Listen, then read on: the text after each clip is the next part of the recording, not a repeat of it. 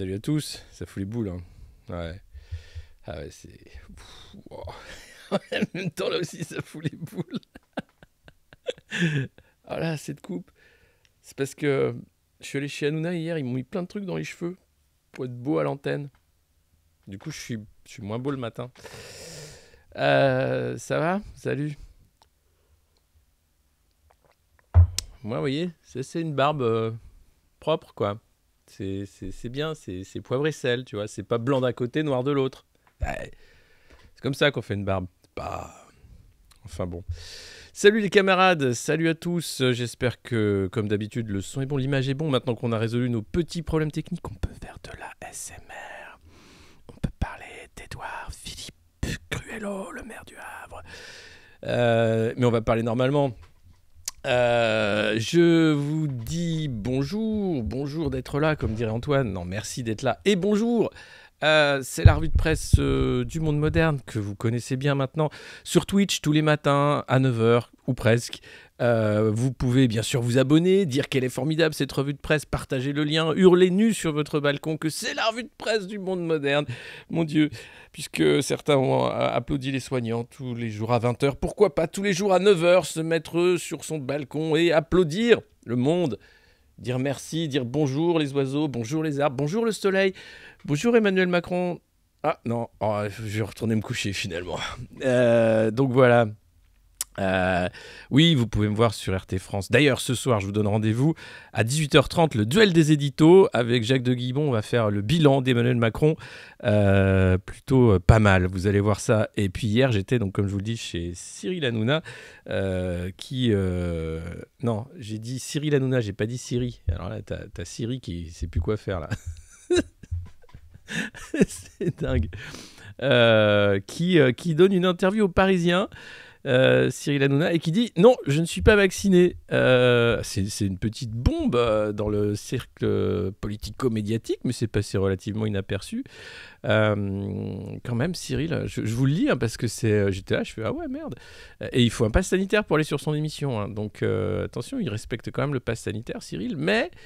Voilà ce qu'il dit à propos du vaccin. Et quand même, là, tu te dis, waouh. Êtes-vous vacciné contre le Covid? Il répond à des lecteurs du Parisien. Personnellement, je ne suis pas vacciné car j'ai peur. Pas du vaccin, mais des piqûres en général. Mon père, qui est médecin, m'engueule. Hein.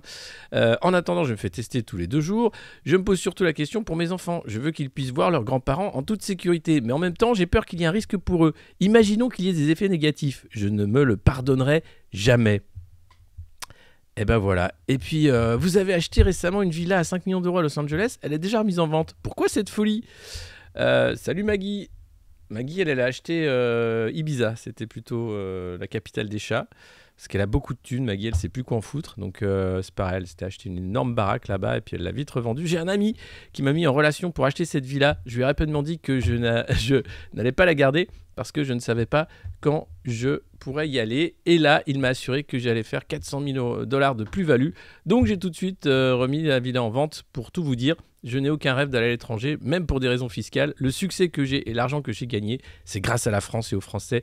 Ça me fait plaisir de payer des impôts et j'en paye énormément. C'est un juste retour des choses. Bon gars Cyril. Mais au-delà des caricatures, c'est vrai que Cyril Hanouna est un personnage intéressant. Il fait des leçons sur son plateau. Bah ouais, qu'est-ce que tu veux. Un grand merci depuis la Suisse. Merci pour les qualités de vie optimisées. Ah ouais, après, il va falloir se les payer, les PCR, tu m'étonnes. Ou alors il fait des faux. Hein.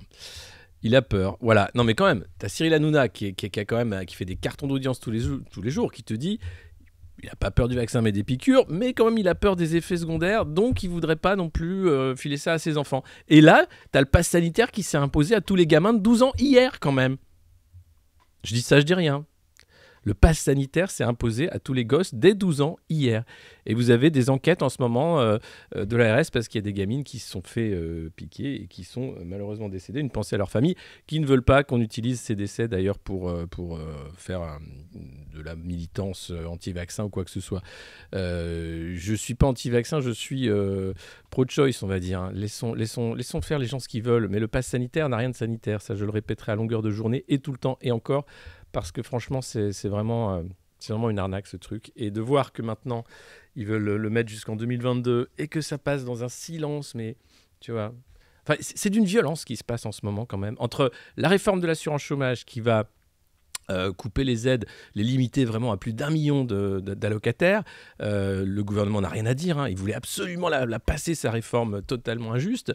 Les prix qui explosent, prix du gaz. Alors Castex hier, hein, sur le JT de TF1, non mais on va limiter la hausse du gaz après une fois que le prix sera déjà super haut. En réalité, les politiques ne peuvent pas limiter le prix du gaz parce que l'Europe les empêche de le faire déjà et d'une, parce que c'est régulé à l'international et donc ils ne font que retarder la hausse. Donc après les élections présidentielles, va falloir donner votre sang, donner un rein, donner un poumon, donner votre cœur aussi. Parfois ça peut être utile. Ça va être infernal. Bienvenue les nouveaux followers. Vous êtes de plus en plus nombreux à nous suivre, c'est génial. Donc beau foutage de gueule de Castex hier qui fait croire qu'il fait quelque chose. La réforme d'assurance chômage qui nous arrive dans la gueule. Et puis vous l'aviez en une, Cruello, hein, le maire du Havre, barbe noire, barbe blanche, qui inquiète les marcheurs et qui lui sort à challenge. Tiens, et si la retraite, on la mettait à 67 ans, par exemple? T'es sérieux? Édouard, qu'est-ce que t'as encore fumé du crack, Édouard? Parce qu'au Havre, c'est quand même une des grosses portes d'entrée de la chenouf, hein, dans le pays. Édouard, t'as encore fumé du crack? Non, je pense que, tu vois, 67 ans, je pense qu'on vit plus vieux, tu vois. Alors non, certes, on vit plus vieux, mais l'espérance de vie en bonne santé, elle est de 62 ans pour les hommes et 64 pour les femmes. Donc il faudrait travailler malade déjà, et puis surtout, il y a des métiers où on n'a pas du tout cette espérance de vie. Ça va quand t'es sénateur, hein, et encore, les artères se bougent trop vite, mais quand t'es ouvrier du bâtiment ou quoi, t'as pas du tout cette espérance de vie-là. Donc c'est totalement dégueulasse. Et quelle est cette sorte de progrès, en fait, qui voudrait que, après tout ce qu'on a fait, hein, alors les miracles de la médecine, la surproduction, hein, le fait qu'on est de plus en plus productif, il faudrait travailler jusqu'à la mort. C'est génial. Non mais attends, mais c'est génial Édouard, t'as raison. Puis alors, là t'as des mecs qui ont dû dire, non mais Édouard, 67 ans, tu rigoles? 70 ans? On va bosser jusqu'à 70 ans, mec. On peut le faire. Oui, t'as raison, oui, j'étais petit joueur, mais je voulais voir si ça passait, tu vois. Mais bien sûr que ça passe, ils sont cons comme des... Mais regarde, ils sont cons comme des bites. Regarde, c'est bien, 70 ans, tu leur expliques qu'ils vivent jusqu'à 80, ils ont 10 ans pour être malades dans un hospice, c'est bien assez. Et voilà comment ça va se faire. C'est dingue. Évidemment que c'est grâce à la retraite à 60 ans qu'on peut vivre plus vieux. Et surtout, excusez-moi, mais Édouard Philippe, attendez, je vais vous montrer quand même, parce que c'est cette magnifique... Voilà, c'est une magnifique photo. Hein. Voilà. Alors, le titre, c'est quand même Édouard Philippe, le poil à gratter d'Emmanuel Macron. Alors, t'as la gueule du poil à gratter. Tu fais, excusez-moi. Bah, moi, j'ai des poils comme ça, un peu noirs, un peu blancs, là. c'est les humains, ouais. Voilà, le poil à gratter, t'imagines? Ce mec, donc t'expliques qu'il va falloir rembourser la dette avec un rein, en gros, bosser jusqu'à 67 ans, et il est très fier. Il lance son petit parti et il fait peur aux marcheurs, pardon. Faut pas attaquer le physique, non mais ça va, à un moment, il attaque tout, lui. Le poil de cul d'Emmanuel Macron, le poil à gratter, pardon. Et tu fais, non mais sérieux, et ce mec, là, Édouard Philippe, hein, est censé être la personnalité politique préférée des Français. Alors, les Français, il faut qu'on se parle. Les Français, il faut qu'on se parle. Parce que les sondages qui mettent Emmanuel Macron à 46% d'opinion favorable, parce que les mecs qui sont pour qu'on bosse jusqu'à la mort, parce que les mecs qui adorent le LBD, qui plébiscitent l'autoritarisme, les fans de Zemmour, les Français, bordel. Qu'est-ce qui se passe? C'est quoi ce bordel dans ce pays? Les Français, allô? Franchement, vous me faites peur, les Français. Alors, heureusement, il y a les Français qui sont là tous les matins devant cette revue de presse et qui se disent, mais qu'est-ce que c'est que ces pays? Et heureusement mais on n'est pas nombreux, je trouve. Je sais pas, on se compte, quoi, tu vois. Et là, tu te dis, ouais, les mecs qui font les délations, les Français, quoi. Oh là là là là là. Personnalité politique préférée des Français, ce poil à gratter, pardon, qui veut qu'on bosse jusqu'à la mort et qui explique qu'après la dette, oui, les gens qui pensent qu'on va pas rembourser la dette sont des dingues. Parce que bosser jusqu'à 67 ans avec 6 millions de chômeurs, ça, c'est pas être dingue de proposer un truc pareil. Non, non, c'est normal. Ça, c'est un bon young leader. Ça, c'est un bon young leader de la Franco-Chinese Foundation et de la Franco-American Foundation. Ça, c'est très capitaliste. Ça, c'est des mecs, ils savent ce que c'est que la win. Tu vois, même malade, même, tu vois, tu vas bosser jusqu'à la mort. Parce que tu aimes ton pays. Parce que tu dois payer des impôts, hein, comme Cyril. Parce que tu dois travailler. C'est ça d'ailleurs. Il y en a un qui parle de valeur travail dans le Figaro. C'est Xavier Bertrand. Qui s'est pris un scud, Xavier Bertrand, hier soir sur le plateau d'Anne-Sophie Lapix. Je sais pas si vous avez vu l'extrait, je vous le mets pas, mais t'as Xavier Bertrand qui dit oui, je suis quand même le mieux placé de tous les candidats à droite, hein, pour la primaire, non. Et elle fait oui, mais Xavier Bertrand, vous n'êtes toujours pas crédité pour le second tour dans les sondages. Et là, il la regarde comme ça, il fait. Elle la regarde, elle fait. Rép à ça. Et elle la regarde. Et là, t'as un moment, tu vois, un ange passe. Petit moment de douceur. Bonjour, Papa Mouette. Bonjour tout le monde. Donc, ouais, c'est un beau moment de télé. C'est un beau moment de télé et il n'a pas su quoi répondre. Énorme râteau de Xavier Bertrand. Là, tu te dis, bon, allez, range tes dents. Mais non, il revient dans le Figaro ce matin. Alors, il avait peut-être fait l'interview hier, donc il était un peu plus sûr de lui, tu vois. Puis c'est une interview. Et il explique que lui, il est prêt à débattre avec Zemmour, mais au second tour. Hein. Seulement s'il est qualifié face à lui. Voilà. Et puis ensuite, ce qu'il veut, lui dit le pouvoir d'achat, première préoccupation des Français. Que ferez-vous à ce sujet? Le pouvoir d'achat de nos concitoyens, c'est le fruit de leur travail. Je veux rebâtir une nouvelle société du travail. C'est louable, Xavier, mais le chômage de masse, 6 millions de chômeurs, c'est pas juste pour faire la déco de la cuisine. Ça veut dire qu'il n'y a plus de travail pour tous. Ça veut dire qu'on a organisé en fait une société du chômage de masse. Donc c'est bien de vouloir bâtir une société du travail, mais en réalité, je pense que ça va être extrêmement compliqué. Bon. Pour une nation, comme pour chacun, le travail et l'effort sont toujours les réponses aux problèmes. Alors, oui et non. Parfois, le travail et l'effort ne payent pas. Parce que tu es simplement exploité hein, par des rentiers hyper capitalistes qui n'en ont rien à foutre de ta gueule et qui veulent simplement te pressurer et faire un maximum de profit et te jeter après. Donc, t'as beau travailler beaucoup pour Amazon, parfois, ça t'emmène pas dans l'espace. Hein. Tu prends pas un ticket pour l'espace. Mais bon. C'est par le travail que l'on acquiert sa dignité, sa fierté de faire vivre sa famille, sa place dans la société. Oui et non, encore une fois. Hein, y a non, il y a des boulots que tu fais, tu te dis non, je suis pas fier de livrer du Uber Eats et puis en plus j'ai pas de famille parce que voilà je suis jeune et je pédale mais franchement je fais ça parce que je dois manger hein, j'ai pas le choix parce qu'en réalité c'est mal payé mais j'ai pas le choix donc cette vision bourgeoise du travail tu vois où ce serait quand même une chance un défi une fierté la seule façon d'avoir sa place dans la société c'est faux. Ça voudrait dire que les chômeurs n'ont pas leur place dans la société, que les inactifs n'ont pas leur place dans la société, que ça va être compliqué. Hein. Et que faire de tous ces rentiers qui ne bossent pas? Quelle honte, tous les jours ils se lèvent, ils doivent avoir honte, tu vois. Un Nicolas Sarkozy, par exemple, qui dit « Oh, mon Dieu, qu'est-ce que j'ai écrit un livre encore, Carla. J'ai tellement de temps devant moi, depuis que j'ai plus qu'à faire avec la justice. J'écris tellement de livres. Mais c'est tellement beau les mots quand même. Oui, alors on va en parler bien sûr, Sarko. Évidemment, on va en parler, vous inquiétez pas, Nicolas. On aura le petit quart d'heure, Nicolas. Nicolas, les innocents, comme Muriel Boll, tu sais. Toute la droite, t'as l'impression que c'est Muriel Boll. Enfin, Nicolas, les innocents. C'est dingue. Si vous voulez, les gars. D'ailleurs, j'étais hier face à, comment elle s'appelle. Alors, on fera le quart d'heure Sarkozy tout à l'heure, pour ceux qui restent. Hein. Je vois que vous êtes déjà presque 300 à nous regarder, donc continuez. Quelle régression, mais c'est dingue. Non, mais c'est dingue. Donc, le travail, la vision du travail des bourgeois, c'est quand même assez génial parce que c'est des mecs qui, pour la plupart, ne travaillent pas ou n'ont jamais vraiment travaillé, qui sont héritiers, rentiers. D'ailleurs, je vous invite à lire, et j'espère que je pourrai l'inviter prochainement, l'excellent ouvrage. Attendez, il faut que je retrouve.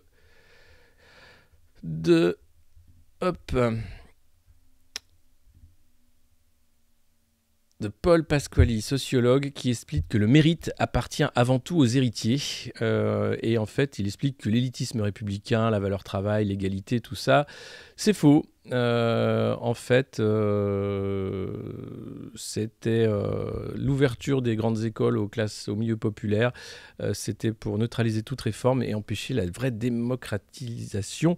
Les élites, les grandes et les mésaventures du mérite de 1870 à nos jours. C'est vraiment intéressant et ça montre toute cette arnaque en fait de la valeur travail portée par la bourgeoisie qui est là pour simplement faire croire aux gueux qu'en bossant ils vont s'en sortir. Non, en bossant ils peuvent éventuellement payer un loyer très cher, se nourrir de moins en moins. Vous avez vu, il y a les queues là, la rentrée universitaire a commencé, donc tous les gamins sont en train de faire la queue devant les banques alimentaires. Macron, président des jeunes! Et ça, tu le vois pas aux 20h, évidemment. C'est sur les réseaux sociaux. Mais comme bientôt, il y a la commission censure qui va arriver. Non, pardon, la commission sur les fake news qui va arriver. On va vraiment plus rien voir pour dire qu'on vit vraiment dans le meilleur pays du monde. Et c'est vrai. C'est vrai. Parce que vous êtes des Gaulois réfractaires. Parce que vous êtes jamais contents. Parce que vous êtes des vrais salopards, en fait. Alors qu'on a le meilleur président du monde. Qu'on est dans le plus beau pays du monde. Que tout va très bien. Hein, je ne comprends pas pourquoi vous êtes toujours aussi pisse-vinaigre. Bordel. Et là, quand même, et je ne sais pas si vous avez suivi sur Twitter, encore une fois, parce qu'on en parle très peu de cette commission fake news. Le médecin qui a été choisi pour la commission fake news, c'est un mec quand même qui a des casseroles au cul, mais comme la Macronie en général. Le casting est merveilleux, quoi. Merveilleux. C'est là, tu te dis, mais comment... Moi, ce qui m'étonne, c'est qu'on accepte de se faire foutre comme ça de nos gueules toute la journée, tout le temps. Et qu'on devrait accepter, quoi. Moi, je suis vraiment très, très colère en ce moment. Très énervé, vous le savez, hein, maintenant vous me connaissez. Mais franchement, putain, il va falloir que les choses changent, bougent. Et c'est pas en votant Zemmour qu'il va se passer quelque chose. Parce que Zemmour, il est très content avec la retraite à 67 ans, moins du SMIC. Non, lui, son plan, c'est si on met tous les Arabes dehors, tu vois, mathématiquement, on peut faire travailler tous les pauvres Français. Ah, mathématiquement. Enfin, je crois. Enfin, c'est civilisationnel. Enfin, Charles Martel, par exemple. Hein, prenez. Bon. Enfin, bon, je vais pas le refaire, mais c'est dingue ce qui se passe. Et jamais, vous n'avez à l'ordre du jour, dans les rédactions ou ailleurs, la lutte des classes. Le fait que ce qui se passe aujourd'hui est d'une violence sans nom. Qu'un Édouard Philippe Cruello soit capable de sortir une connerie pareille, la retraite à 67 ans, et hop, ça passe. Oh, pourquoi pas? La majorité est restée silencieuse. Bah oui, il est là pour dire le plus de conneries. C'est une sorte de Zemmour bis, quoi. Et là, on continue. Et Xavier Bertrand et sa vision bourgeoise du travail. Hein, c'est la place dans la société, c'est le travail. Mais va dire ça à tous les mecs qui sont simplement propriétaires, qui ne foutent rien à part prendre des loyers. Va dire ça à Bernard Arnault, qui a beaucoup travaillé grâce à l'argent de l'État, qui lui a permis de faire ses premières patates. Mais bordel, allez bosser, tiens, mais... à un moment, tu vois, je comprends le grand bond en avant, tu vois, les étudiants au champ, tout ça. C'est une énorme connerie, hein, mais c'est un petit recette. Tu vois. Le vrai Great Recette, c'est ça. Tu vas chercher Klaus Schwab et tu dis, bon, écoute, papy, tu veux qu'on bosse jusqu'à ton âge? Tiens, viens, j'ai un job pour toi, c'est aide-soignant. Ah ouais? Ah bah, tu vas voir, tu vas apprendre des nouvelles compétences. Hein. Aucun problème. Allez, viens, je t'accompagne. Viens, tu vas voir. Tu vas voir ce que c'est que travailler, viens. 67 ans en Belgique, putain. C'est dingue. Oui, nous devons nous regrouper, mais oui, nous devons absolument. Il faut faire des fronts partout pour déconstruire ce mini-vers, ce moment orwellien où on nous vend l'enfer en appelant ça le progrès, où on nous vend une acceptation d'un monde de fous en derrière disant mais si vous êtes fous, c'est pas grave, maintenant les consultations chez le psy, c'est remboursé. Mais je veux pas aller chez le psy en fait, moi je veux juste vivre dans un monde humain. Donc ton pass sanitaire, tu le bouffes, toi ta retraite à 67 ans, va te raser la barbe, et toi là-bas, va-t'en, parce que ça va mal finir, tu vois, c'est comme ça. En Hollande, 67 ans aussi, mais très bien, mais en fait c'est faux, c'est des chiffres, tu peux pas bosser jusqu'à 67 ans. Moi, ma mère, elle est tombée malade à 60 ans de sa merde de Parkinson, donc vas-y. T'étais instit en plus, t'imagines, instit à 67 ans. Bien, bonne idée patron. Quelle bande de tarés, putain. Il y a une pub? Ouais, désolé. Ah ouais? Bah Bernard Arnault, ouais, non mais si, on peut le dire. Bah ici, là, on peut dire plein de choses quand même, hein, tu vois. Ça va péter. Non, ça pètera pas. Regardez, les gens sont dans un attentisme, ils sont gentils, les gens. Ils se font fouetter, ils disent ah merci, mets ton masque. Tch, ah pardon. Ah voilà, maintenant je peux te fouetter, t'as ton masque. Merci. C'est dingue. Arrêtez de dire merci, quoi. Il va falloir dire tu te fous de ma gueule. Tu te fous de ma gueule. Tu vois, alors, moi, j'aimerais bien faire une interview politique avec ces mecs-là à un moment et dire t'es sérieux là? Tu vois, comme ça. L'autre va me regarder, va faire j'ai dit quoi? Bah, t'as dit une énorme connerie là, Edouard. C'est n'importe quoi ce que tu viens de dire, t'es au courant? Ah, je crois pas, non. Vous savez, non, je pense que la valeur travail est. Bah, bah, BFM, CNews, ouais, t'as du brainwashing de partout. En tout cas, ici, c'est la revue de presse du monde moderne. C'est un moment merveilleux, plein de bienveillance qu'on passe tous les matins. Alors il y a de moins en moins de revues de presse, je sais, de plus en plus de blagues foireuses, de plus en plus d'analyses totalement apocalyptiques de la société, mais tout ça, on le fait parce qu'on est bien, parce que c'est le matin, parce que voilà, on peut faire ce genre de choses. Hein, sur Twitch et puis après en rediffusion sur les autres réseaux sociaux. N'hésitez pas à vous abonner, hein, je vous le redis encore une fois, mais c'est important pour nous. N'hésitez pas à faire la promo aussi, la bouche à oreille, c'est important aussi. Et puis n'hésitez pas à en parler à vos amis, votre famille, à tout le monde. Le monde moderne, la revue de presse tous les matins 9h, c'est un petit moment assez particulier dans le PAF. Alors il y a un, tiens, puisqu'on parle de Twitch, il y a un Twitcher qui a fait un truc exceptionnel, hein. Il a fait le tour du monde sur Google Maps en caleçon dans sa chambre. Alors je sais plus comment il s'appelle, Arconis ou un truc comme ça. Et attends. Hop, je vous le retrouve. Il a reçu un petit message de Macron. Il s'appelle Arcunir, pardon. Vous devez peut-être le connaître pour les plus jeunes d'entre vous. Donc il a fait ça pour une asso, pour le bien-être animal, machin. Et il reçoit un petit message privé d'Emmanuel Macron sur Twitter. Parce qu'Emmanuel Macron est en campagne permanente. Et il vise les jeunes, hein, pour sa réélection. C'est-à-dire tous les jeunes qui aiment bien McFly et Carlito, Twitch, etc. Donc, vous savez, c'est pour ça que j'essaye d'investir aussi ces réseaux-là. Parce que la campagne va se jouer sur Twitch, sur TikTok, sur machin. Alors TikTok, j'y suis pas, malheureusement. Mais j'aimerais bien y aller pour dire que je me suis fait refaire le vagin sur TikTok. Faire des danses. La danse du vagin. La danse du vagin TikTok. Ah. Et tu l'as lu, le petit message de Macron? Je vous la lis. Oui, la revue de presse du monde moderne sent bon le café et les croissants chauds, et aussi l'amour, cet amour qu'on oublie trop en fait, parce qu'on a affaire qu'à des ultra-violents au pouvoir, des gens qui n'aiment pas les gens, des gens qui ont une haine farouche de l'humanité même, qui préfèrent les algorithmes, les chiffres, les profits, les robots, les drones, les data, les machines. Ben non, ici on aime les humains. On aime les croissants, on aime le saucisson aussi, on aime aussi le pâté de dinde, on aime tout ici, on aime et le vin et le café, hein. On n'aime pas le crack, non, on n'aime pas trop les drogues dures, mais bon. Les gens sont maltraités. Ici, on essaye de bien se traiter, de se faire du bien, de se masser un peu le cerveau, gentiment, hein, pas trop quand même, mais voilà. Hein. Non, on fait pas des partous. Non, on est gentil. Alors, je vous lis quand même le message de Macron. Quand même, au jeune Arcunir qui dit « Pété de ouf, pété de R, mais c'est ouf, c'est un truc de dingue. Bravo d'avoir réalisé ce pari fou, celui d'avoir fait le tour du monde depuis chez vous, celui d'avoir tenu plus de 125 heures en direct pour soutenir nos 30 millions d'amis. Vous pouvez être fiers de tous les dons récoltés. Avec vos abonnés, vous êtes cette France unie dont je parle souvent et qui me rend fier. Celle qui se mobilise, celle qui s'engage pour aider. Cultivez cette audace utile que vous portez en vous. Elle est précieuse. Le bien-être animal est un sujet très important. Oui, c'est vrai. D'ailleurs, t'as pas fait grand-chose. Mais si Macron dit « pour lequel j'agis depuis 2017 ». Ah bon? Ah bon, d'accord. Si tu le dis. Je me rendrai d'ailleurs dans quelques jours dans un centre de la SPA pour faire un point sur les projets portés et continuer à soutenir les acteurs de terrain. En confiance, Emmanuel Macron. Le mec signe en confiance quand même. En confiance. C'est le mec qui a éborgné quand même une trentaine de personnes. J'ai moyennement confiance. C'est le mec qui ment de manière permanente et il ose signer en confiance. Là, tu fais, mais t'es sérieux, mec? Tu te fous de moi encore. Toi, tu te fous de moi, tu vois. C'est dingue. Bah, de rien, merci.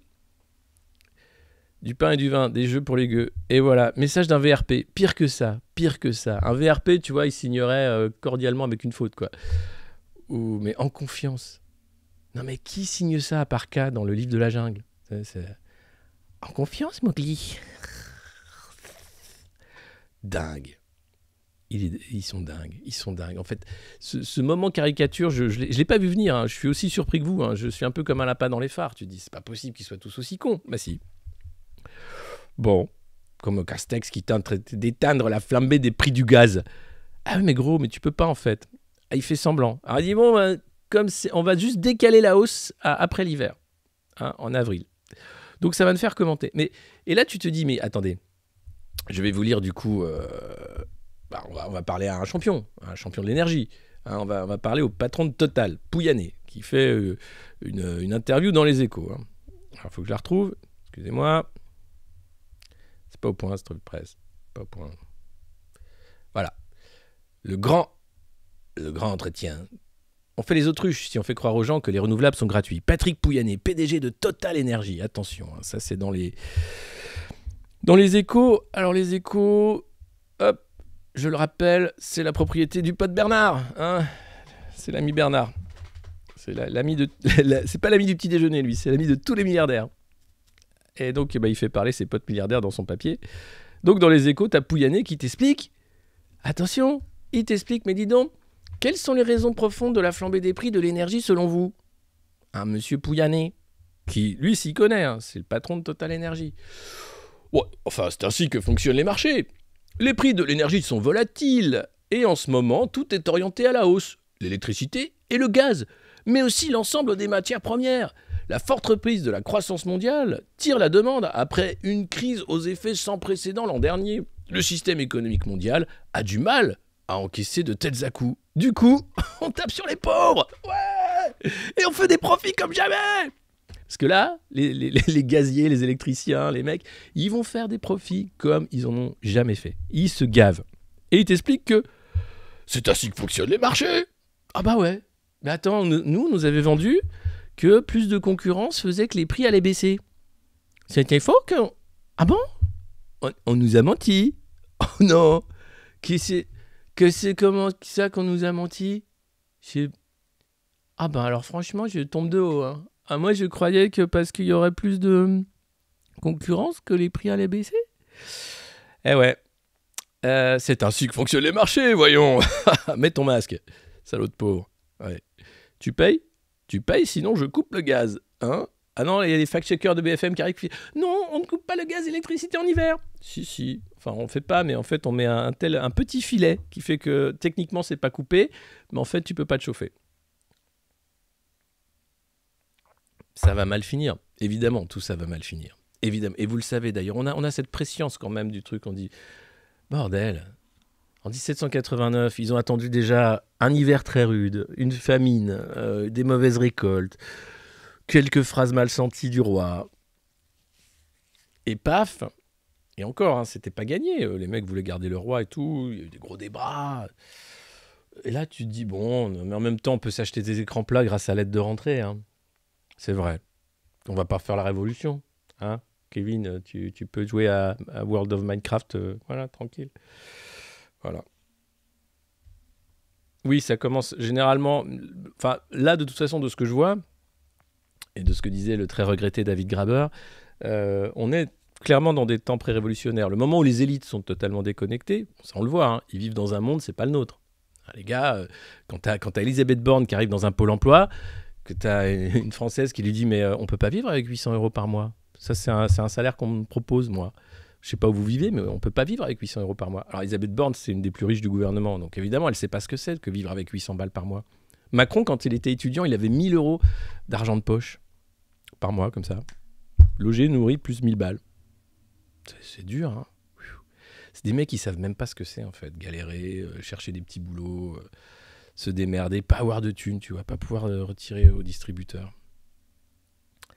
Ah oui, c'est complètement pété, le fact-checking, quoi. Donc, de toute façon, le fact-checking BFN, je crois que c'est le meilleur des fact-checking du monde. C'est... Encore 5 ans. Ouais, si, alors...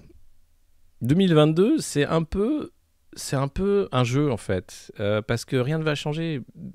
Imagine, un candidat de gauche est élu. Un vrai. Il dit, bon, allez hop, on va faire payer les riches, on va machin. Les marchés vont faire le mur de l'argent. Ce qui est arrivé à Mitterrand en 84. C'est-à-dire, il t'explique que non, t'as pas les moyens de ta politique. Là, en ce moment, comme c'est Macron, il a tous les droits, c'est open bar. Il y a eu le Covid, donc Bruxelles a dit, mais faites de la dette, allez-y, faut faire de la relance keynésienne. Hein. Comme vous êtes de droite et qu'après, on sait que vous allez taper sur les pauvres, allez-y, vous avez le droit de faire de l'argent magique. Après, s'il est réélu, Macron, donc là, il va faire des cadeaux, des chèques avec notre argent. Donc, il va creuser la dette, et puis après, il va dire, bon, faut faire un effort, les Français, pour rembourser la dette. Hein. Moi, j'ai fait beaucoup d'efforts. Moi, j'ai beaucoup travaillé, je vous ai donné beaucoup d'argent, vous en avez rien foutu. Hein. Comme d'habitude. Comme d'habitude, vous êtes des nuls. Maintenant, c'est 67 ans et c'est 40 heures par jour. Eh oui. Et comme il faut rembourser la dette et puis qu'il y a eu des morts Covid et puis machin, je propose qu'on ait une semaine de vacances de moins. Enfin, je propose pas d'ailleurs puisque tout le monde est d'accord.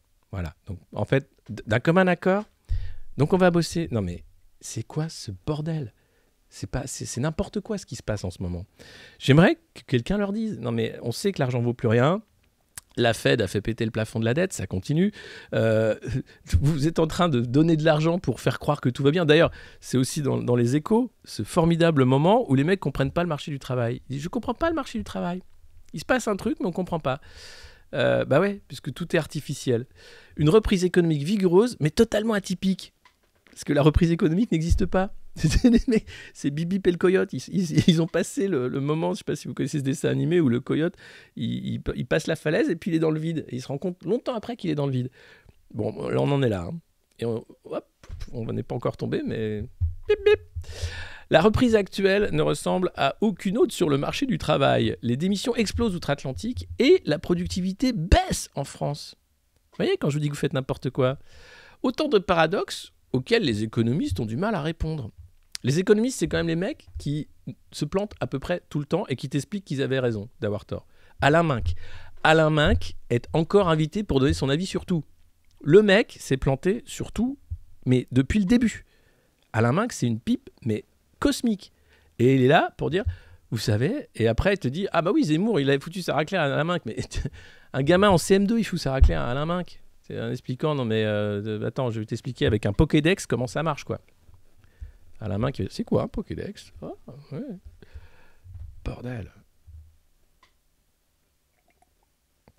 Donc évidemment, avec des mecs comme ça, on va pas y arriver. Donc cette reprise, pardon, je bois mon café, je prends mon temps, mais prenons notre temps, hein, prenons le temps. Arrêtons avec cette Europe créée pour aider l'économie. Oui, alors, l'Union européenne, c'est un gros dossier, mais ça, on pourrait en faire un Twitch à part, tu vois. Là, c'est la revue de presse. Mais c'est vrai qu'on pourrait faire quelque chose. Oui, le gars qui a dit « je suis le dernier marxiste » à l'antenne au micro de Léa Salamé. Ouais. Là, tu dis ça, tu dis « écoute Alain, tu vois, je t'ai invité, j'ai été gentil. Hein. Maintenant, tu vois la porte là-bas ? Tu sors. Merci. » T'imagines, ça, ce serait une belle matinale. Ce serait génial. Quand le mec arrive et tu dis « ah ouais ? Bah écoute Alain, c'est sympa d'être passé.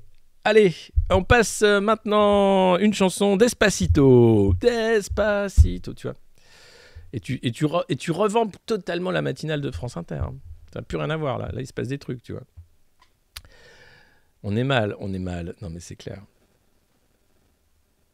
Il donne de l'argent. Non, pas à toi. Non, il donne de l'argent au marché. Il donne de l'argent aux milliardaires. Là, tout ce qui se passe, c'est qu'on est en train de faire une... Mais c'est un hold-up. Ce qui se passe. L'argent de la Banque centrale va aux plus riches. Et il ne faudrait surtout pas augmenter les salaires, malheureux, parce que là, c'est une révolution mondiale. D'ailleurs, si je reviens à l'interview de Xavier Bertrand, qui est du coup dans le Figaro. Pardon, excusez-moi. Vous avez vu, c'est... On va partout. Voilà ce qu'il propose, Xavier Bertrand. Sur le pouvoir d'achat, parce que j'étais parti sur la valeur travail des bourgeois. Le travail doit payer à nouveau. C'est une question de justice, autant qu'un impératif moral. Travailler plus pour gagner plus, vous vous rappelez ? C'était le petit gars là qui va avoir un bracelet électronique, qui lit des bouquins sur Audible. Ouais, il était président. Grand président. Meilleur président que la 5e République elle connaît, je crois. Et ben voilà, donc ça va donner quelque chose de bien, un impératif moral. Donc ce qu'il propose, voilà ce que propose Xavier Bertrand, pour que le travail paye mieux, La première mesure, hein, c'est pour la moitié des Français qui gagnent moins de 2 000 € par mois. Je crée pour eux une prime au travail qui sera versée directement par l'employeur en bas de la feuille de paye. Elle sera neutre pour les employeurs, hein, bien sûr. Tu ne vas pas demander non plus au patron de payer. Non. L'idée, c'est qu'ils vont déduire ça à l'euro près, la prime des sommes qu'ils collectent actuellement pour le prélèvement à la source. Voilà. Cette prime ne dépendra plus de la composition familiale, mais des seuls revenus de la personne. Je vais donc beaucoup plus loin que l'actuelle prime d'activité en mettant fin à certaines injustices avec la prime au travail. Aucun salarié à temps plein ne gagnera en France moins de 1 500 € net par mois. C'est une mesure sans précédent, simple et directe. Donc là, il te propose en fait de gagner, par exemple, il prend l'exemple. Aujourd'hui, 2 salariés en couple au SMIC qui touchent chacun 1 258 € net par mois n'ont pas droit à la prime d'activité. Si je suis élu, chacun touchera 1 500 € par mois grâce à la prime au travail, soit près de 250 € de plus par mois par personne. Autre exemple, un salarié qui gagne 1 600 € bénéficiera d'une prime au travail de 150 € par mois contre 90 € de prime d'activité. C'est un peu plus qu'un 13e mois supplémentaire. Alors il faut savoir, là ce qui est génial, c'est que les mecs te parlent de mesures, 150 €, c'est même pas le prix d'un resto pour eux. C'est... Voilà. Eux, ils gèrent des milliards, des millions, machin. Mais ils te disent, on va éviter une révolte en donnant 90 balles par là, 150 balles par là, surtout pas en augmentant les salaires, malheureux. Parce que c'est très impopulaire hein, de vouloir augmenter les salaires. Ça aussi, j'ai lu ça dans les Échos ce matin. Une mesure impopulaire, l'augmentation des salaires. Ah, bon, d'accord. Bon, si vous le dites.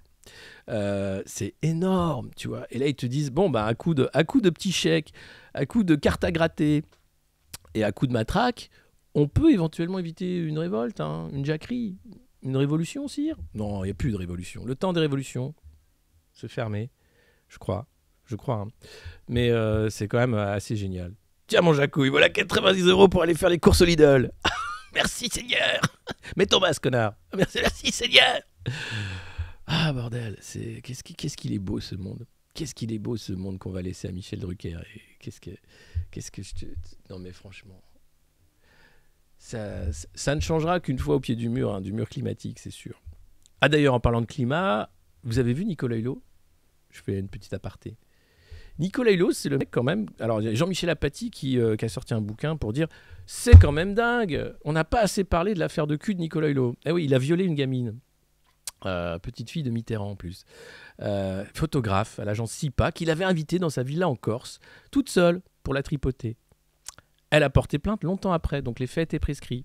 Mais les faits ont eu lieu. Et Nicolas Hulot s'en est bien sorti, puisqu'il était à la radio pour dire « On attaque ma famille, on attaque mon honneur, comment je peux machin ?» Et il avait fait fermer Hebdo. C'était un nouvel hebdomadaire qui avait été obligé de mettre la clé sous la porte après avoir révélé l'affaire de viol de Nicolas Hulot. Et là, Apathy remet une couche en disant « Mais les preuves sont là, il y a eu les témoignages, et puis il y en a d'autres qui ne sont pas sortis du placard. » Et là, les féministes s'attaquent enfin à Nicolas Hulot, donc elle l'a empêché de parler à une conférence en disant « Ça suffit, Ushuaïa, là. Montre-moi ton slip. » Ça, c'était Ushuaïa. Pour les plus vieux d'entre vous qui ont regardé Ushuaïa. Moi, petit, je regardais Ushuaïa. Tu avais Nicolas Hulot qui était toujours en deltaplane, en ULM. Il faisait toujours du bruit, tu sais, pour dire « Oh, c'est magnifique, je suis vers une des plus vieilles forêts primaires du monde. » Super, tu comprenais rien à ce qu'il disait. Il se crachait en deltaplane. C'était génial, Ushuaïa. Formidable. Et donc, c'est à cette époque-là, c'était quand il était au sommet de sa gloire et il tripotait un peu, quoi. Ah ouais, ben je fais bien. Pour ceux qui savent, ils comprennent. Donc là, t'avais toujours le bruit de l'ULM. Incroyable ce que nous voyons. Jean-Michel me dit que... Et voilà, tu comprenais rien. Et ouais, donc c'est dans Reporter. Vous avez toute l'affaire et c'était... Non, ouais, pour Hebdo, c'est sûr que c'était pas génial. C'était pas le bon moment pour se lancer, mais ils pensaient sortir une grosse affaire, tu vois, c'était juste avant MeToo. Et Nicolas Hulot avait encore beaucoup de pouvoir. Là, visiblement, ça commence un peu à... Tu vois, puisque Apathy commence un peu à mordre le mollet, donc il va peut-être se passer des trucs. Merci aux nouveaux abonnés, merci aux nouveaux. On est nombreux ce matin, c'est super. Continuez à faire la promo de cette fantastique revue de presse du monde moderne. N'hésitez pas à partager le lien sur tous les réseaux sociaux, à inviter vos amis, votre famille, vos animaux de compagnie, les adhérents de La République En Marche. Tous, vous êtes les bienvenus. Ici, oui, on essaye. En fait, là, c'est comme un atelier d'écriture qu'on ferait à plusieurs. Donc les sketchs sont pas tous bons, mais t'as quelques punchlines et tout ça, c'est assez drôle. Il en sort de partout. Bah ouais, c'est sûr. Salut, salut, Bulforoc. Salut. À force, tu vas présenter le monde moderne avec du papier alu sur la tête. Ah, je pourrais. Je rêverais de faire les Bogdanov de l'époque de Temps X. Pareil, parce que je suis vieux. Alors Temps X, je sais pas si vous connaissez, c'était l'émission des Bogdanov. Bonjour Grishka. Bonjour. Comment c'est l'autre? Igor. Bonjour Grishka, bonjour Igor. Aujourd'hui, nous allons partir dans un trou noir. Hein? Ah ouais? Oui, c'est La République En Marche. Putain, merde. Parce qu'ils veulent faire une maison commune. Ah, cette transition. C'est magnifique. Jus de raisin, bretelles pour tout le monde. Alors, oui, vous n'êtes pas sans savoir que La République En Marche a quand même beaucoup de plomb dans l'aile. Hein. Beaucoup de plomb dans l'aile. Et donc... et des casseroles au cul aussi, mais ils s'en foutent un peu. Donc alors ils ont Édouard Philippe, hein, qui est là, qui est un peu le poil à gratter, hein, poivre et sel, de Macron, qui sort des mesures sur la dette, qui dit vous faites tout n'importe quoi, qui veut virer Bayrou un peu de la maison commune. Mais ils veulent quand même faire une belle maison commune. Belle maison commune. Et alors, pour ça, où est-ce que c'est? Ah, c'est pas dans le Parisien. Ah, ça doit peut-être être le Figaro, excusez-moi. Groupe d'assaut. Alors, voilà, c'est ça. LREM part en campagne en attendant Macron. Le chef de l'État n'est pas encore officiellement candidat, comme Éric Zemmour. Mais ses soutiens préparent le terrain. Et il y a le grand raout de la grande réunion de La République En Marche à Avignon ce week-end. Alors ce qu'ils veulent faire, c'est un truc qui s'appelle la maison commune. C'est-à-dire qu'ils veulent changer de nom, puisque tout le monde, dès que tu vois la REM, en fait, les mecs leur balancent des œufs, des casseroles, enfin, ils savent que c'est dangereux, en fait, de se présenter à une étiquette la REM, t'es sûr de te prendre une rouste. Donc, ils vont dire, ah, mais on va trouver un nouveau nom. Alors, ça fait tâche quand même, parce qu'il faut se rappeler que la REM, c'est les initiales d'Emmanuel Macron. Et donc, le mec a donné son nom à son parti, et finalement, il dit, non, mais c'est un parti de merde, en fait. Mais ils sont nuls, de toute façon, tout le monde est nul. Il n'y a que moi qui... Mais, franchement, ce pays ne me mérite pas. J'aimerais voir comment ça se passe, tu vois, quand il rentre le soir dans la cuisine. Brigitte est en train de faire une omelette. Et Brigitte, j'en peux plus. Non, les Français, franchement, j'en peux plus. Heureusement qu'il y a des petits jeunes qui font le tour du monde sur Twitch, là, sur Google Maps. C'est génial. Sinon, mais quelle bande de cons, les Français. Jamais contents. Alors non, ils vont pas disparaître, c'est bien tout le problème. C'est que rien ne se perd, tout se transforme. Et c'est le principe même de la REM. Et donc ils veulent faire cette maison commune avec Stan Guerini et tous les autres. Et voilà ce qu'ils proposent. Truc de dingue. Le chef de l'État, donc voilà. Alors Stan Guerini déjà est conforté à la tête du parti. Dans son nouveau bureau... Pardon, j'ai dit bourreau, mais non, c'est un bureau. C'est la REM. La REM.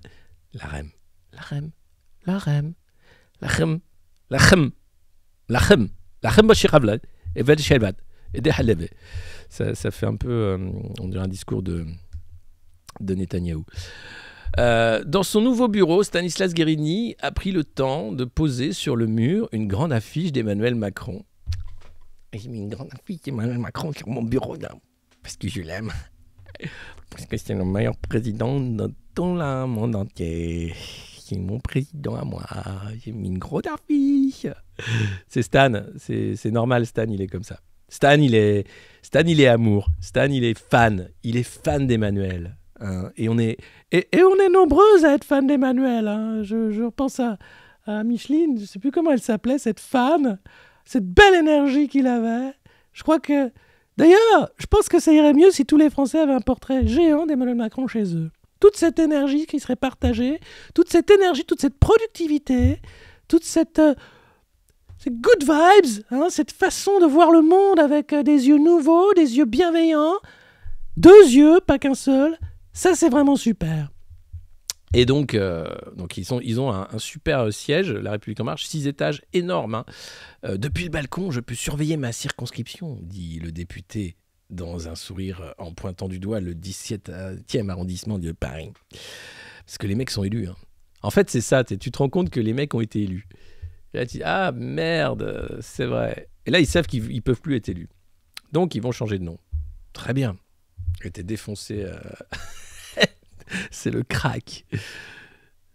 Parce qu'on parle beaucoup aussi de la colline du crack dans la presse ce matin, mais j'ai pas fait le tour encore de tout. Elle est très longue, cette revue de presse, je sais. Il y en a qui se plaignent qu'elle est trop longue. Et je peux comprendre, parce que c'est le format stream, donc c'est très long les streams, on prend son temps, c'est une autre façon de faire. Je pourrais faire beaucoup plus ramassé. On n'aurait pas le temps de tous ces échanges.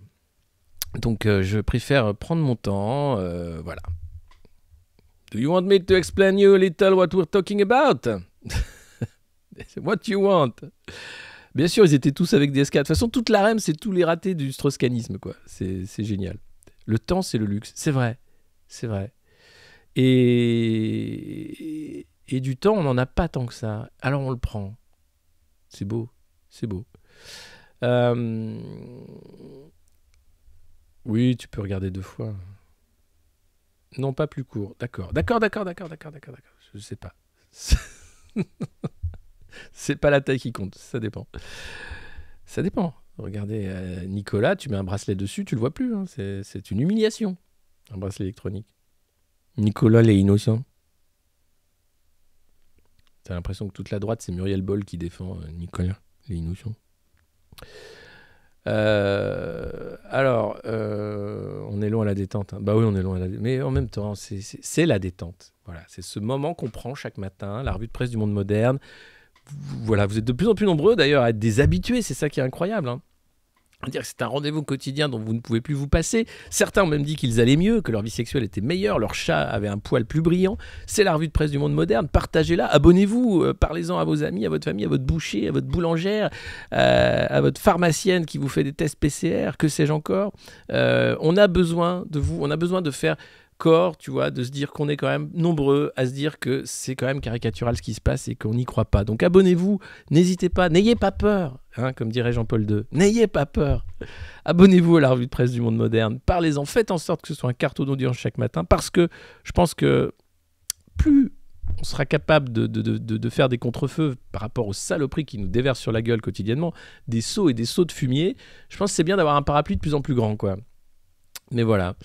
C'est vrai que je passe régulièrement, ça va mieux au niveau moral. Ah bah voilà, hein, j'avais l'impression de devenir totalement cinglé. Voyez ce que je dis. Donc, et c'est remboursé par la Sécu, pas encore, mais on y travaille. Louis Rego. Ah ouais, Louis Rego dans le tribunal des flagrants délires. C'était formidable cette émission. Tout ce qui manque au PAF aujourd'hui, de l'impertinence, un peu de méchanceté propre, tu vois, de l'humour bien senti. Et dire, mais arrêtez de nous prendre pour des cons. Parce que tout le monde se prend trop au sérieux. C'est pas possible, en fait. Donc voilà. Donc pour cette belle matinale, je vous propose simplement d'en faire la pub. Rien que ça, déjà, ce sera formidable. Vous êtes des petits ambassadeurs. Hein. Vous êtes un peu comme ces marcheurs qui ont fait la grande marche. Et ben nous, on va faire la contre-grande marche. On va faire une marche immobile de gens qui regardent ce stream. Et qui vont, comme ça, porte à porte, parler de la revue de presse du monde moderne. Et puis bientôt, vous aurez les élastiques à chibre que vous pourrez mettre fièrement à votre poignet pour montrer que vous faites partie de ce grand mouvement. Voilà. Et c'est vrai. Et après, on fera des consultations. Je ne sais pas pour le journal à la con, mais au moins, tous les matins, on a la matinale du monde moderne. C'est déjà bien assez con, non? Bertrand versus Lapic en une seule image. Fais voir.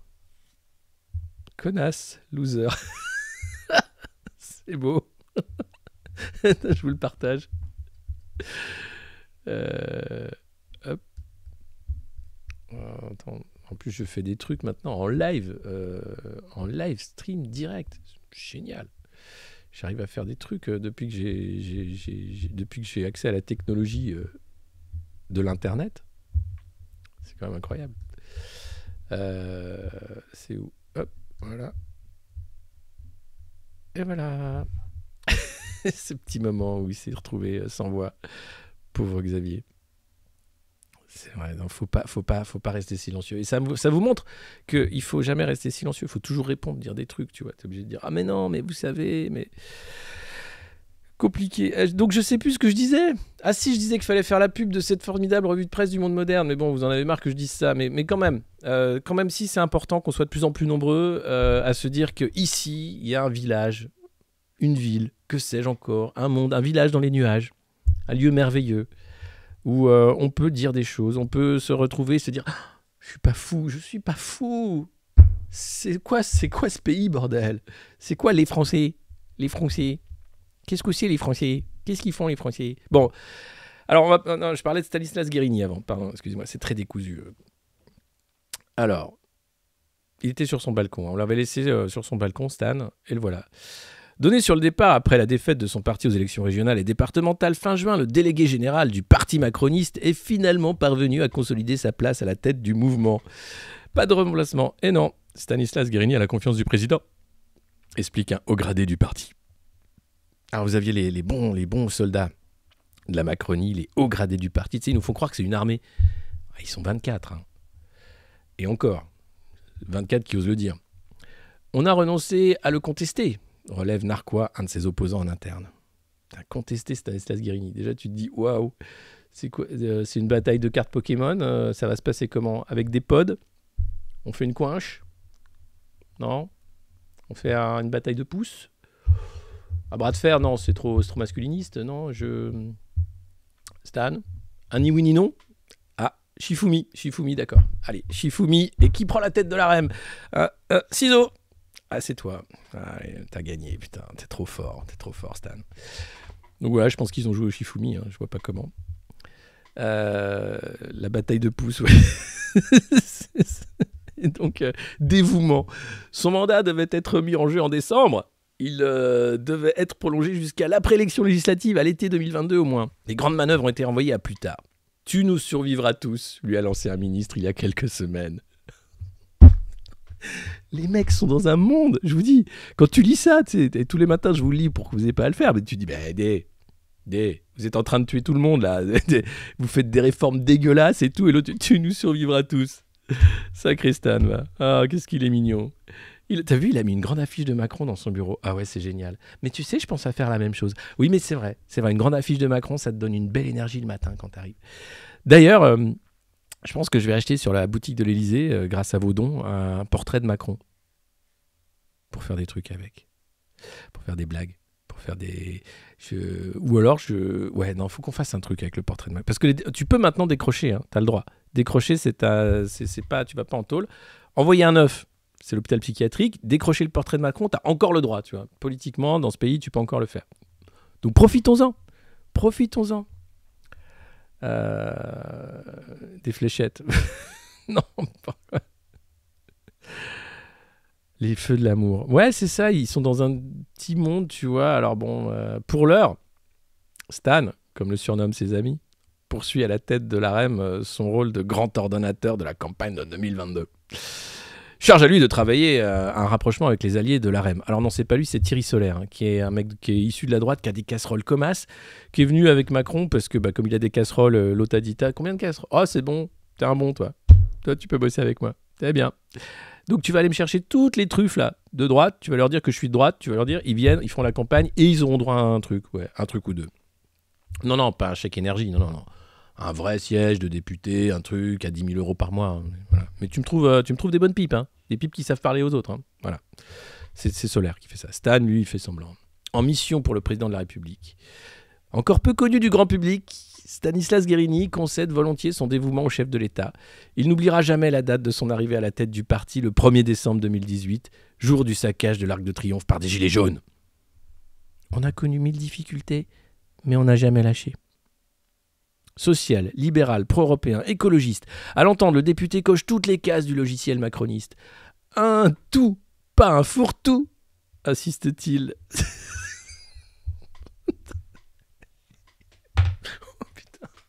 Un tout, pas un fourre-tout. Passe-partout, la clepsydre. Combien reste-t-il de jours jusqu'à la réélection de Macron? Il sera réélu? Bah, si on fait rien, ouais. Oh putain, merde. Bon, je verrai. Ah. C'est dingue. Non, mais Stan, Stan, un tout, pas un fourre-tout. Ben oui. Autour de lui, d'autres marcheurs de la première heure sont toujours là. L'ex-porte-parole du gouvernement. Vous l'avez oublié? Non, Sibeth Ndiaye, on ne l'a pas oublié. Elle est là, elle est au pôle ID de La République En Marche. Elle doit se taper un chèque à 8 000 € par mois pour rien foutre. Après avoir dit ah, moi je sais pas comment mettre un masque. Hein. C'est très compliqué. Hein, Maggie? Tu te rappelles de Sibeth Ndiaye? Tu sais, c'était la porte-parole, elle clopait dans son bureau et tout. Elle racontait que des conneries. C'était le bon temps. C'était le Covid, c'était le début du Covid. On n'avait pas le droit de sortir de chez nous. On bouffait des croquettes comme jamais. Ah ouais, c'était génial. On était là, on se disait, c'est la fin du monde. Il y aura un monde d'après. Quand on va sortir, si un jour on sort, alors le monde sera solidarité, amour, croquettes à gogo, des souris partout. Pour les tuer, bien sûr. Parce que le chat est un dangereux prédateur. Et ben non. Non, le monde d'après, ouais, il y a des dangereux prédateurs, hein, c'est pas des chats. Hein. Et nous, on va se prendre des coups de matraque dans la gueule, mais comme on n'en a jamais pris. Alors, donc voilà, il y a Stéphane Séjourné aussi, mais aussi Richard Ferrand, à la tête du bureau exécutif. Eh oui, en mission eux aussi.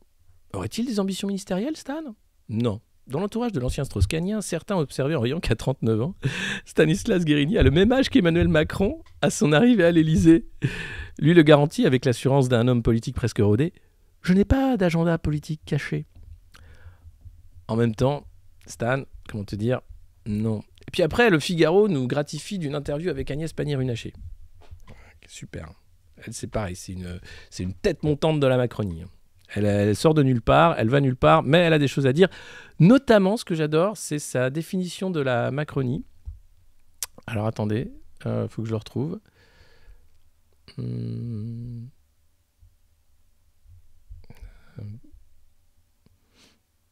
Bon, je vais vous lire l'interview parce que ça vaut le coup quand même.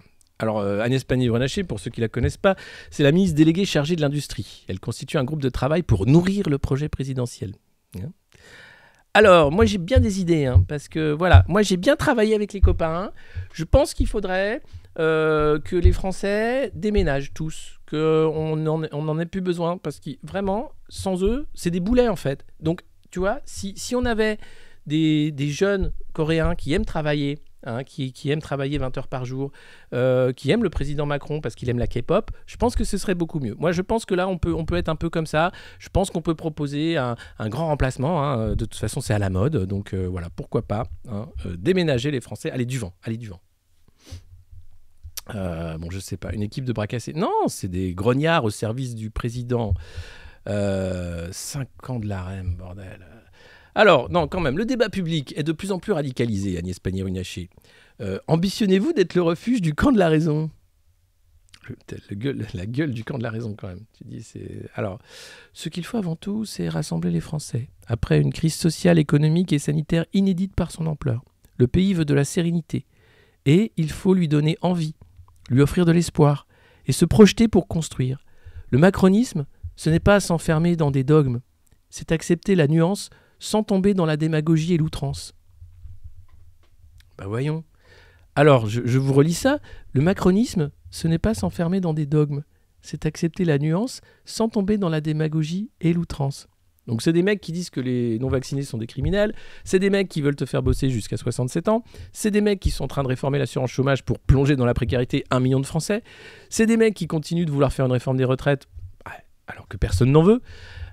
C'est des mecs qui creusent la dette comme jamais en disant c'est normal, puisqu'on a le droit de faire de l'argent magique, Bruxelles nous l'a dit. Et c'est des mecs qui passent leur temps après à t'expliquer que vous les Français vous êtes de la merde.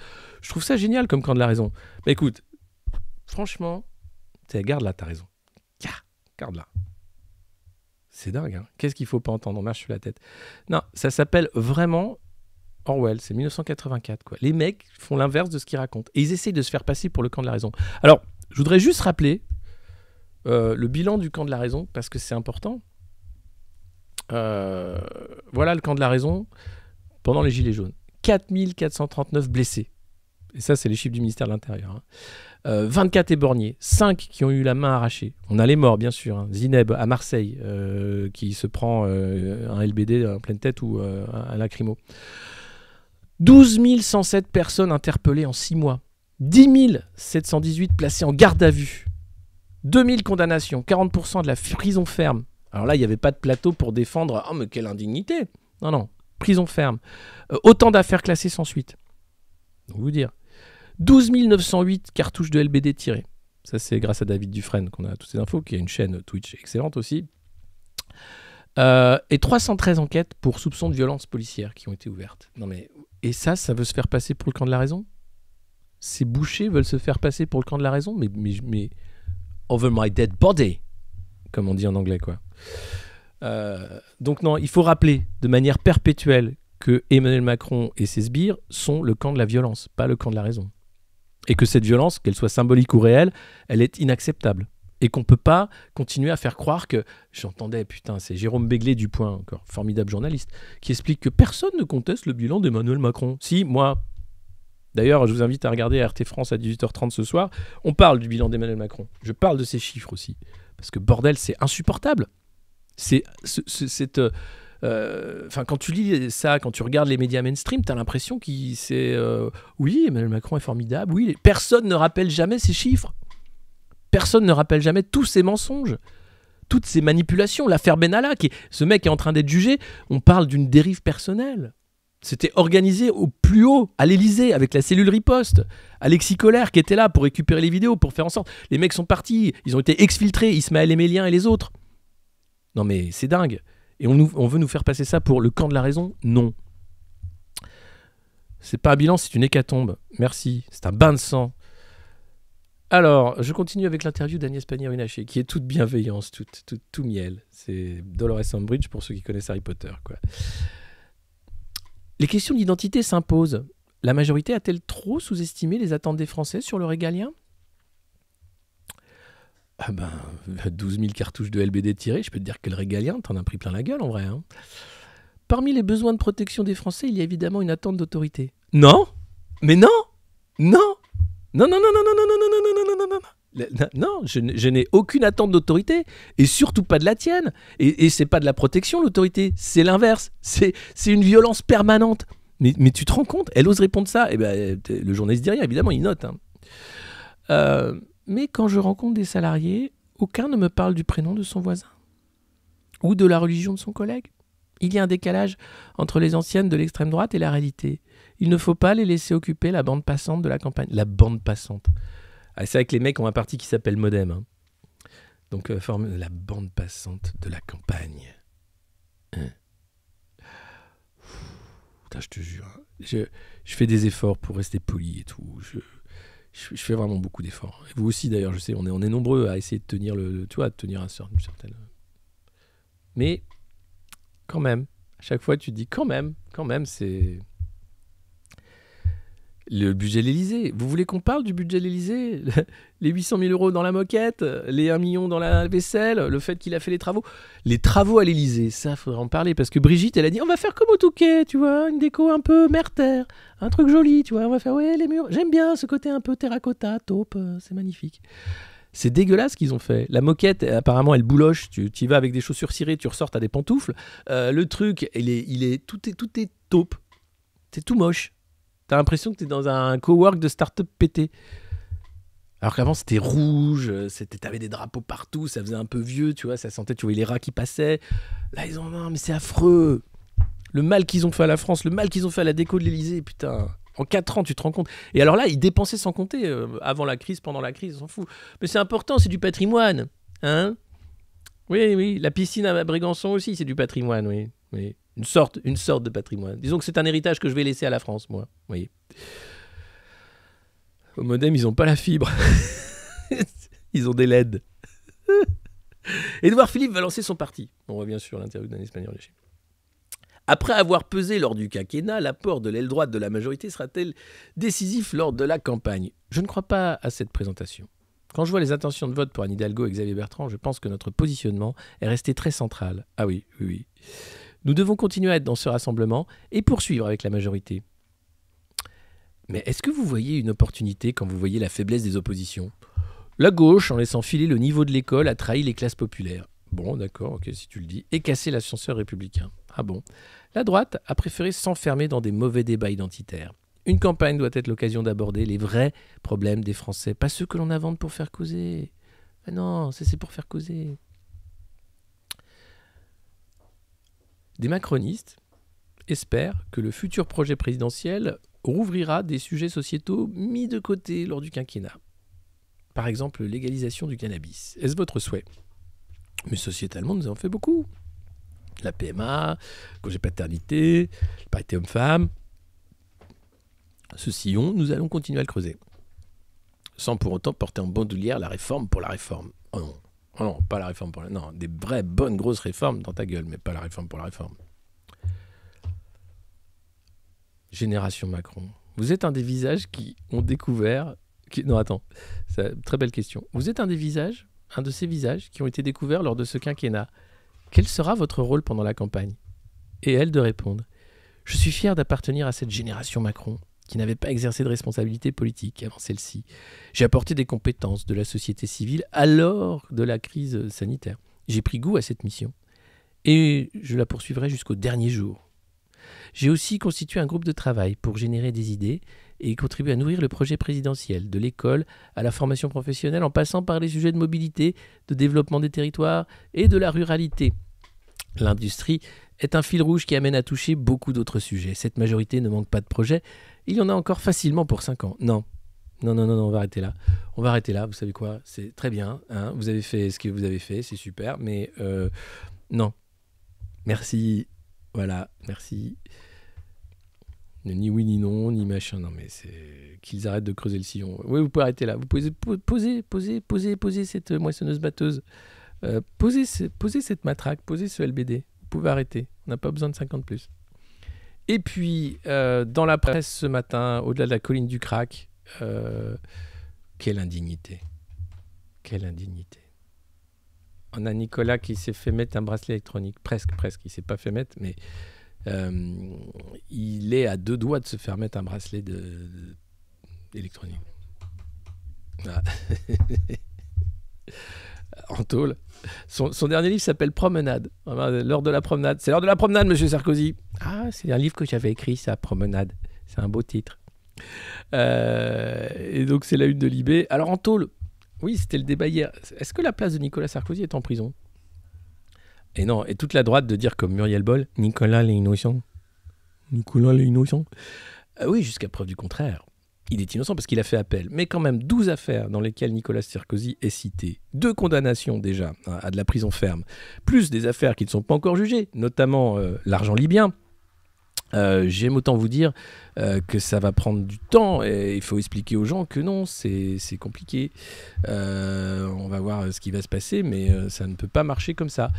Et alors, tout simplement, hein, pourquoi autant d'affaires et pourquoi défendre Nicolas Sarkozy de cette façon-là? Parce que mettre un président en tôle, ça la fout mal. Donc il va falloir trouver autre chose. Président de la Libye, peut-être.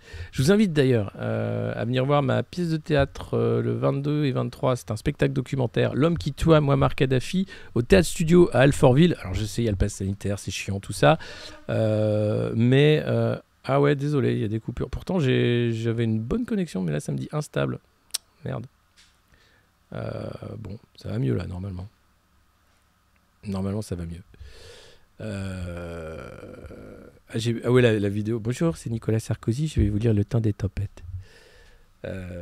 Image suivie. Ah merde. Non, c'est revenu là normalement. En tout cas, voilà, donc 22-23 octobre, Théâtre Studio d'Alfortville, L'homme qui tua Muammar Kadhafi, pour comprendre ce financement libyen de 2007, alors qui n'est pas encore jugé, hein. Là on parle de Bismuth, on parle de Big Malion, alors c'est terrible de voir ça, on peut pas, ni son ni image, merde, qu'est-ce qui se passe? Non, pourtant il me dit que je suis bon là. Oh, pour une fois que ça marchait. Censure.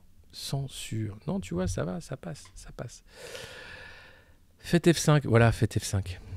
F5. C'est bon, c'est revenu, voilà. En tout cas,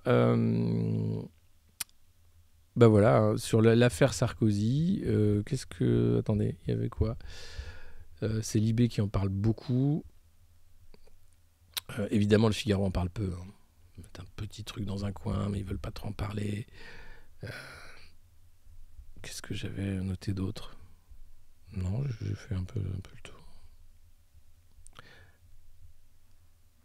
Ah oui, la peine infligée est supérieure aux réquisitions du parquet. Et là, tu sens bien que la justice est politique.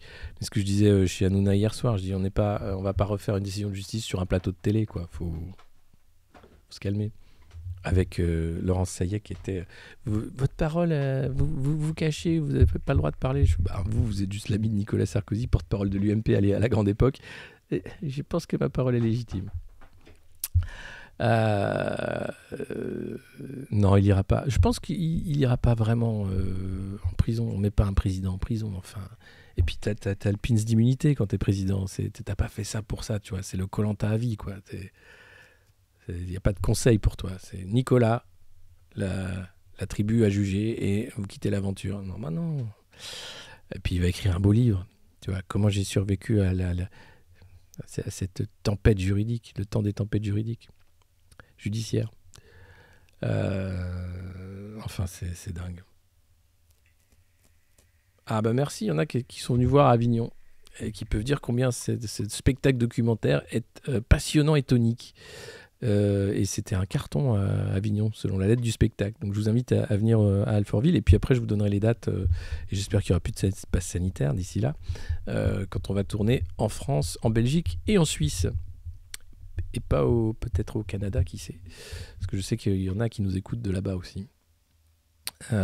Oui, alors après, il y a très peu de politiques qui sont allés en taule. Il y a Alain Carignon, qui était ancien maire de Grenoble. Lui qui a payé très cher pour tout le monde à l'époque du RPR.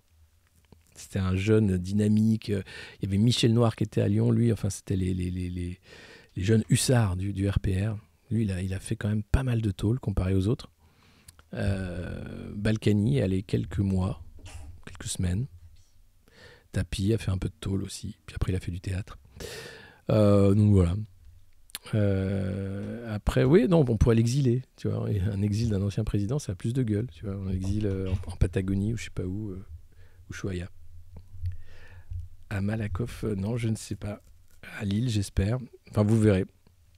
En tout cas, bah voilà, Maggie qui est là pour vous dire au revoir. C'est la fin de cette revue de presse. C'est la fin de la semaine aussi, c'est vendredi. Donc vous allez pouvoir vous reposer après cette dure semaine de labeur pour les profits. Je vous donne rendez-vous. Voilà, quelqu'un nous écoute du Québec. Bienvenue. À Lyon, j'espère. Alors les dates, il y en aura de sûr à Strasbourg, à Die, à Guéret, à Nyon en Suisse, à Bruxelles. Voilà, mais je vous les donnerai au fur et à mesure. Le crack financier a commencé, ça fait longtemps, ouais. Mais comme là ils font de l'argent magique, c'est super. Merci Igoumen, c'était vous qui étiez super comme toujours. Donc je vous remercie à tous de suivre cette revue de presse quotidienne du monde moderne. C'est à 9h tous les matins. Vous pouvez nous aider sur Patreon, bien sûr, ici, baf. Si vous voulez pas donner du fric à Jeff Bezos, sinon vous pouvez vous abonner avec Prime, bien sûr sur Twitch. Vous pouvez aussi tout simplement partager nos liens un peu partout. Sur Facebook, sur tous les réseaux sociaux que vous avez, si vous en avez, ou dans la vraie vie en disant j'écoute un truc tous les matins, c'est la revue de presse du monde moderne, c'est vachement drôle. Il y a deux vieux cons là, Antoine et Alexis, qui racontent de la merde, c'est assez drôle. On a besoin de vous, on a besoin de faire de cette revue de presse un carton d'audience, parce que la campagne commence et qu'elle va être terrible, terrible de malhonnêteté, de méchanceté, de politique anti-humaine. Donc ici, on prend le café, on prend le temps. On est tout bienveillant. On met pas des grands posters de Macron, mais on a Maggie qui vient faire des coucous avec tous ses poils. Et puis on essaye de rester fidèle à notre devise, qui est, si on avait une, c'était parce que l'impertinence, c'est du sérieux. Voilà. Et je pense que c'est du sérieux, c'est vrai, vu que tous ces gens qui se prennent au sérieux, moi j'en peux plus. C'est un moment où tu fais... D'ailleurs, si vous n'avez pas bouffé assez de Zemmour, il est en une de Closer. Tu te dis non, quand même. Si. C'est Zemmour matin, midi et soir, et même Closer, parce que sa femme refuse le divorce. Tu dis, qu'est-ce que j'en ai à foutre en fait qu'est-ce que j'en ai à foutre. Donc merci à tous. les premières fois sur le chat, les nouveaux abonnés et tous les autres. Les peines planchées, ça on verra. Et on attend déjà lundi, évidemment. Lundi, c'est un autre jour. Le lundi, c'est pas la même énergie. Hein. Vous allez voir, t'es quand même un peu comme ça. Tu fais, oh, quand même. Le vendredi, je vois que vous êtes plus nombreux. C'est déjà un peu le week-end en France. Hein. Ah voilà, ça bosse pas aussi. Mais comment tu veux redresser l'économie d'un pays pareil avec des gens qui passent des heures sur Twitch à regarder des trucs pareils? Je ne comprends pas. Allez, Fourche 2022, Maggie 2022, tout ce que vous voulez. Bonne journée, bonne semaine, bon week-end. Bon week-end, la semaine, et à lundi. Et prenez soin de vous. Ciao.